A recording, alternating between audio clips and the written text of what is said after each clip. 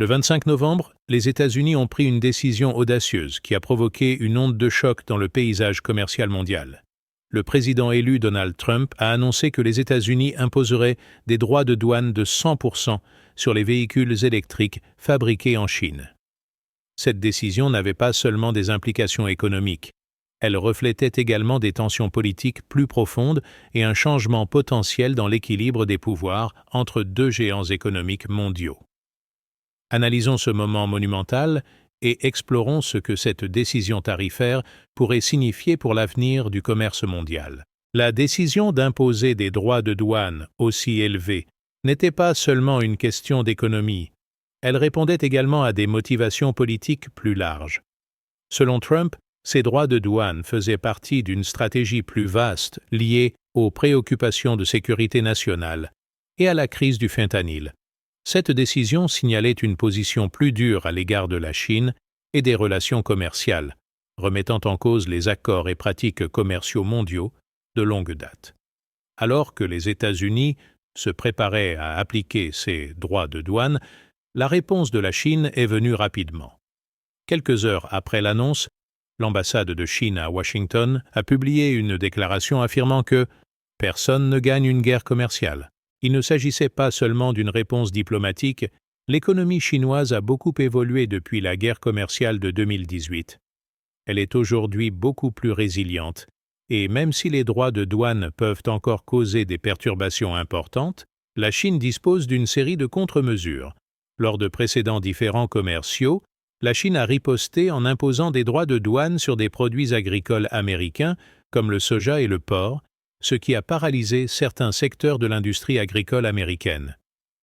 Cette fois, la réponse pourrait impliquer des mesures plus stratégiques, comme la limitation de l'approvisionnement en terres rares, des matériaux essentiels à la fabrication de tout, des smartphones aux véhicules électriques. Les États-Unis dépendent fortement de la Chine pour ces matériaux et toute perturbation de l'approvisionnement pourrait avoir des répercussions sur des secteurs entiers.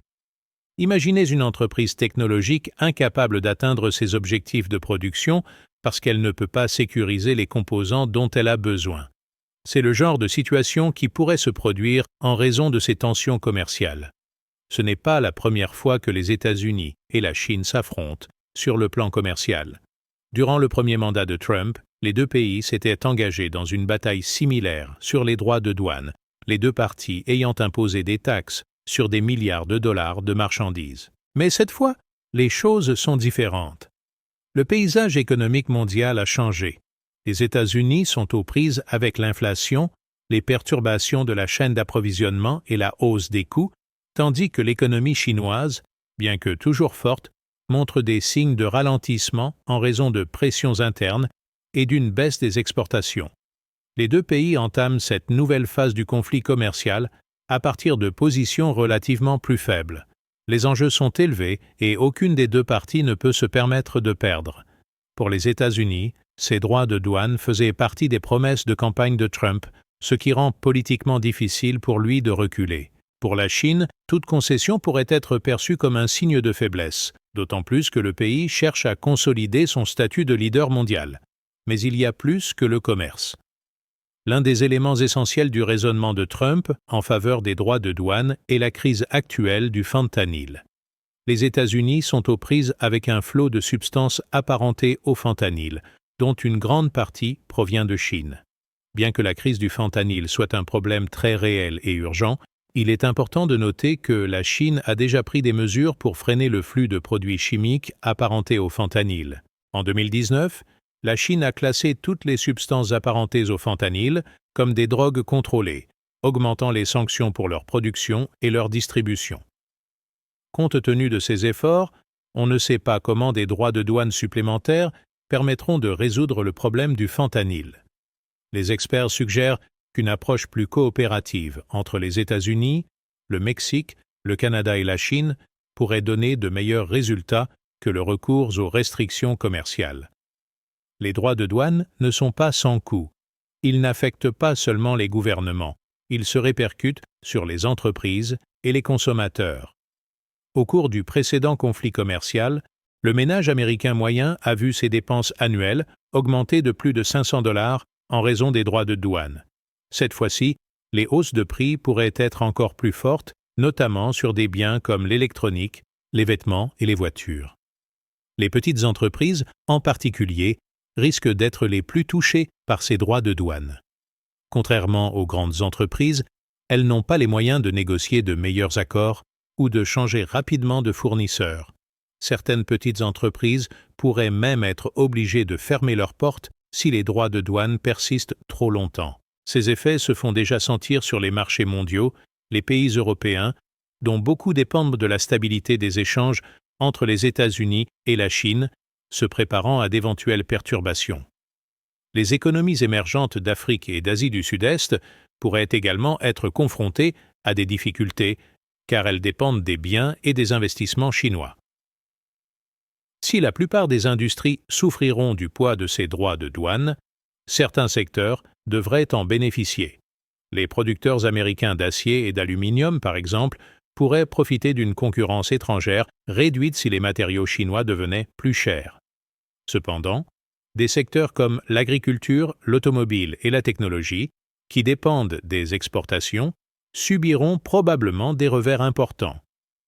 En Chine, les industries qui produisent des biens spécifiquement destinés au marché américain, comme l'électronique et le mobilier, pourraient en connaître une baisse de la demande.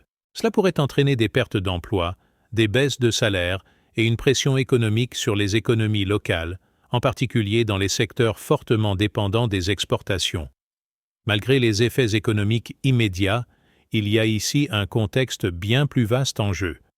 Pour les États-Unis, ces droits de douane représentent un moyen de réaffirmer leur contrôle sur les règles commerciales mondiales et d'influencer la Chine sur des questions telles que le vol de propriété intellectuelle et l'accès au marché.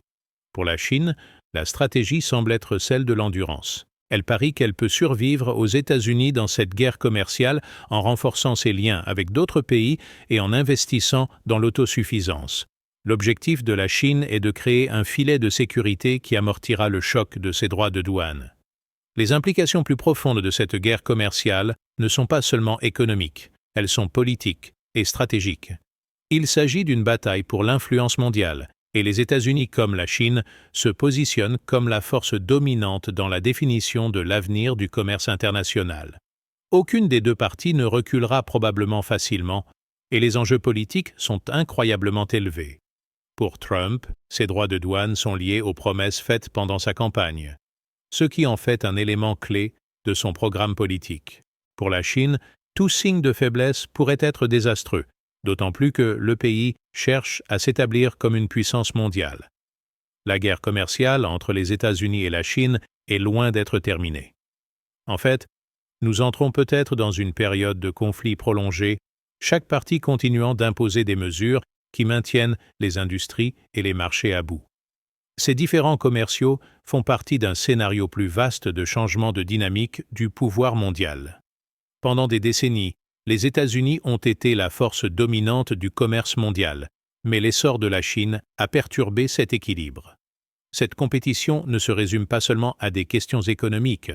Elle concerne aussi l'influence, les alliances et la question de savoir qui peut façonner l'avenir du commerce mondial. L'histoire nous a montré que les guerres commerciales se terminent rarement rapidement ou sans conséquences imprévues. Dans les années 1930, les États-Unis ont imposé le tarif Smoot-Hawley, qui a augmenté les droits de douane sur des centaines de produits importés.